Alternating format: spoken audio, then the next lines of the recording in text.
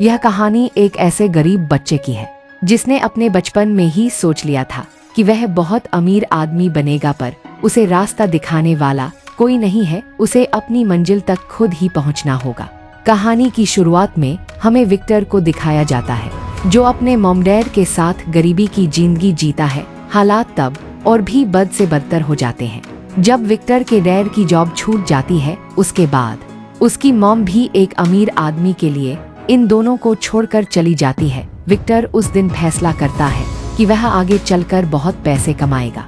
कुछ साल बीत जाते हैं और अब विक्टर बड़ा हो चुका है। वह शहर जाना चाहता है।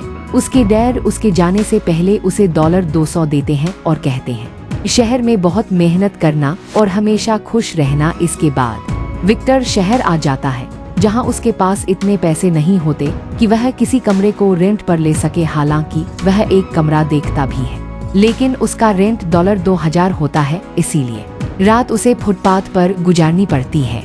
अगले दिन वह एक कंस्ट्रक्शन साइट पर जाता है, जहां पर एक मजदूर के तौर पर काम करता है।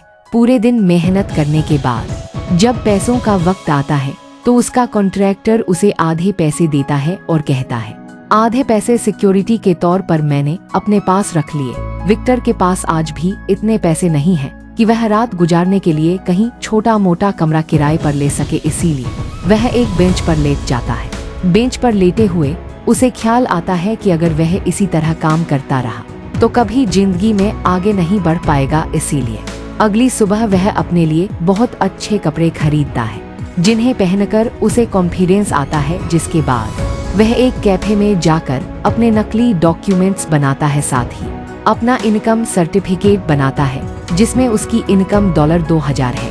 अब वह एक रियल एस्टेट एजेंट से मिलता है। रियल एस्टेट एजेंट उसके कपड़े देखकर समझ जाती है कि यह बहुत प्रीमियम नहीं है, इसीलिए वह उसे एंटरटेन नहीं कर रही होती। पर जब वह अपना इनकम सर्टिफिकेट दिखाता है, जिसमें $2000 उसकी इनकम है, तो वह इम्प्रेस हो जाती है। जिसके बाद वह उसे प्रीमियम अपार्टमेंट किराए पर देने के लिए तैयार हो जाती है, जिसका मंथली रेंट $3400 है।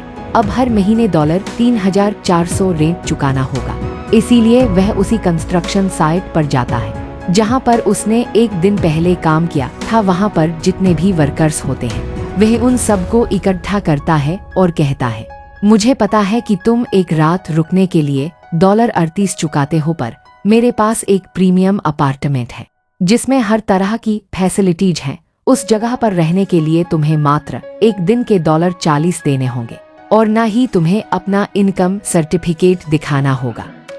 बहुत सारे वर्कर्स उसके साथ चलने के लिए तैयार हो जाते हैं और जब वह उस अपार्टमेंट को देखते हैं तो बहुत खुश हो जाते हैं। यहाँ पर विक्टर हिसाब लगाता है कि सारे खर्चे निकालने के बाद भी उसे महीने के $6000 बच रहे होते हैं, इसीलिए वह इसी तरह के 10 और अपार्टमेंट्स को किराए पर ले लेता है। देखते देखते उसके पास बहुत सारे पैसे जमा हो जाते हैं। एक रात को उसे पता चलता है कि जो अपार्टमेंट उसने रेंट पर लिया था, वहां पर रहने वाले लोग आपस में बहुत बुरी तरह से लड़ रहे हैं। उन्होंने अपार्टमेंट की हालत खराब कर दी होती है। विक्टर जब वहां पर जाता है तो उसे अपनी आंखों पर विश्वास नहीं होता। इनकी लड़ाई की वजह से नेबर्स ने पुलिस को कॉल कर दिया होता है, साथ ही वह एजेंट भी आ जाती है जिसने विक्टर को ही रेंट पर दिया था। अरेस्ट होने के डर से वह पुलिस से भागना शुरू कर देता है। उसके साथ एक और आदमी भागता है जिसका नाम गैरी होता है। जब यह पुलिस से बहुत दूर निकल जाते हैं तो यह एक बार में जाते हैं जहां पर विक्टर गैरी को अपने बिजनेस के आइडियाज बताता है, जो उसे बहुत अच्छे लगते हैं। इन दोनों को समझ में आ चुका है कि अगर अमीर बनना है तो रियल एस्टेट के बिजनेस में जाना होगा। यह एक ऑक्शन में जाते हैं जहां पर प्रॉपर्टी नीलाम हो रही होती है, पर यह ज्यादा ऊपर बोली नहीं लगा पाते क्योंकि इनके पास लिमिटेड पैसे हैं। इसीलिए दोनों वहां से बाहर निकल जाते हैं, जहां पर बाहर गार्ड को देखते हैं और अब विक्टर गार्ड से बात करता है। वो कहता है हम तुम्हें कुछ पैसे देंगे, लेकिन अगले ऑक्शन में तुम्हें हमारी मदद करनी होगी। गार्ड इनकी बात मान जाता है।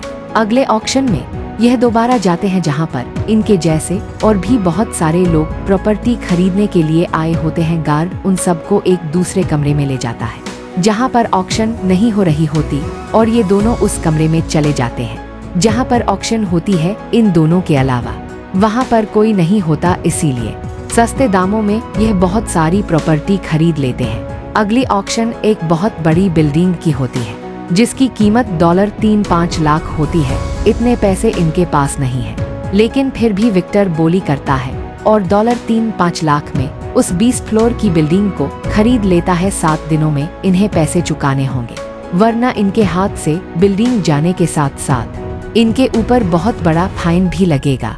गैरी विक्टर से पूछता है, हम इतने पैसे कहाँ से लाएंगे?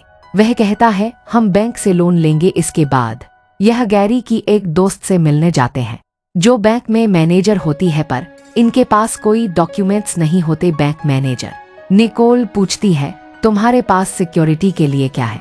विक्टर कहता है, हमारे पास 20 फ्लोर्स की एक बिल्डिंग है, हर एक फ्लैट की कीमत $3 लाख है, जिसका मतलब यह है कि उस पूरी बिल्डिंग की कीमत $6 मिलियन है।